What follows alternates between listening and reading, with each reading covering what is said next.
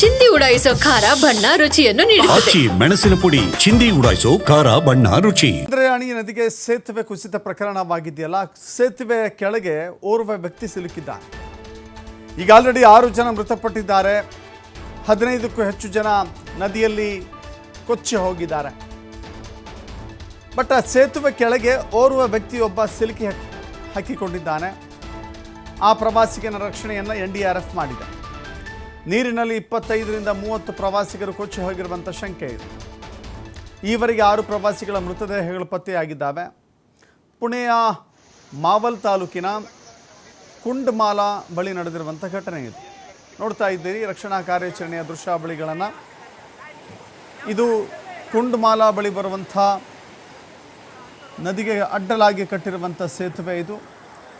ಈ ಸೇತುವೆಯಲ್ಲಿ 20ಕ್ಕೂ ಹೆಚ್ಚು ಜನ ಕೊಚ್ಚಿ ಹೋಗಿದ್ದಾರೆ ಅಂತ ಹೇಳಲಾಗ್ತಾ ಇದೆ.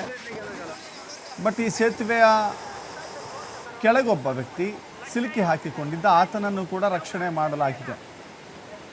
ಈಗಾಗಲೇ 6 ಮೃತದೇಹಗಳು ಪತ್ತೆಯಾಗಿದ್ದಾವೆ. ನೋಡಿ, ನಾವು ಇತ್ತೀಚೆಗೆ ಇಂತಹ ದುರ್ಮರಣದ ಸುದ್ದಿಗಳನ್ನು ಕೇಳ್ತಾ ಇದ್ದೀವಿ, ಆಘಾತಕಾರಿ ಆತಂಕಕಾರಿ ಸುದ್ದಿಗಳನ್ನು ಕೇಳ್ತಾ ಇದ್ದೀವಿ.